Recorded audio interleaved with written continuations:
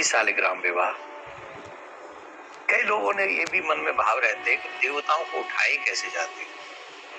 नारायण भगवान जो 4 महीने विश्राम करते हैं, उन्हें उठाने की क्रिया क्या है, इस विषय में हम इस वीडियो में हम वही चर्चा करेंगे। देव उठनी एकादशी 23 तारीख को है, जो हम मनाएंगे। 22 को रात्रि में प्रारंभ हो रही है, तो हम लोग उदया तिथि को चलते हम लोग मनाएंगे 23 तारीख को। तो 23 तारीख को जब हम देव उठनी एकादशी मनाएंगे, तो उस दिन तुलसी सालिग्राम विवाह भी किया जाता है। तुलसी सालिग्राम विवाह के विषय में हम बाद में बताएंगे।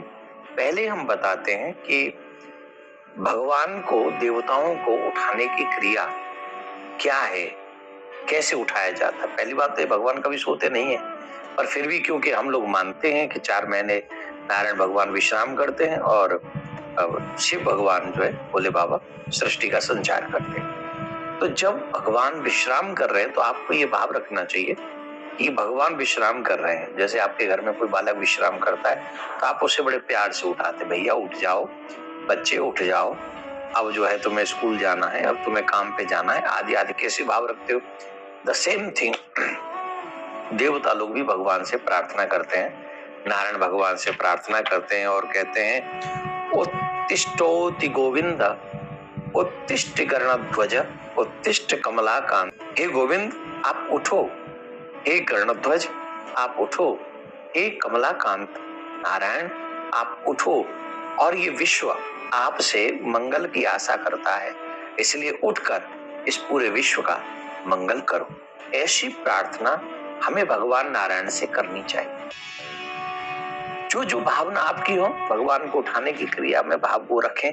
और एक और बात, हमारे गांव में जब हम बहुत छोटे थे, हमने देखा था माताएं बहन अपने घर में गेरुआ से और क्या बोलते उसको, सफेसी जो होती थी, वो एक और आती थी, वो खड़िया और गेरुआ, इनसे वो देवताओं का वो आकार बनाते थे, जो पूरे घर को भाव रखे कि भगवान आज विश्राम में से उठेंगे, भगवान हमारे घर में पधारेंगे।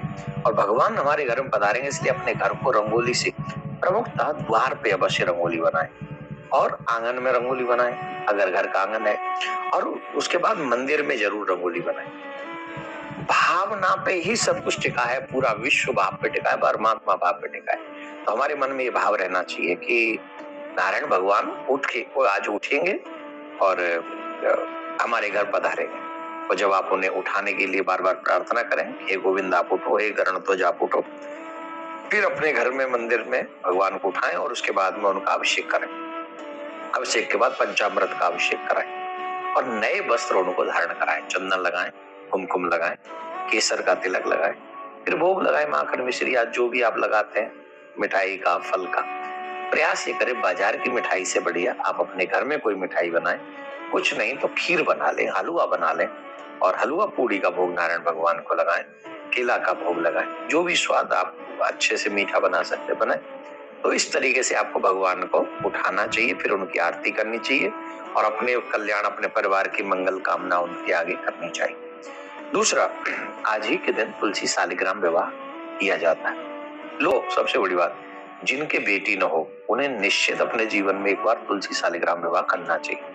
संपन्न है तो हर साल करो, अगर संपन्न नहीं हो तो जीवन में एक बार तुलसी सालिग्राम विवाह अवश्य करना चाहिए। अब उसमें विधान यह है कि जो खर्चा हम अपनी सामर्थ्य अनुसार अपनी बेटी के विवाह में करते हैं, वही खर्चा डुप्टो सेम वृंदा जी को, तुलसी जी को, उनके लिए वो दान दहेज देना जो हम अपनी बेटी को करते हैं, तो सामर्थ्य अनुसार वही उत्सव मनाना चाहिए।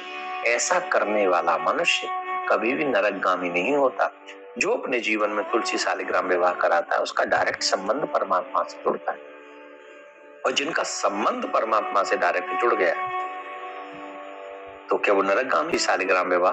अब भगवान नारायण आपका मंगल करें, आपका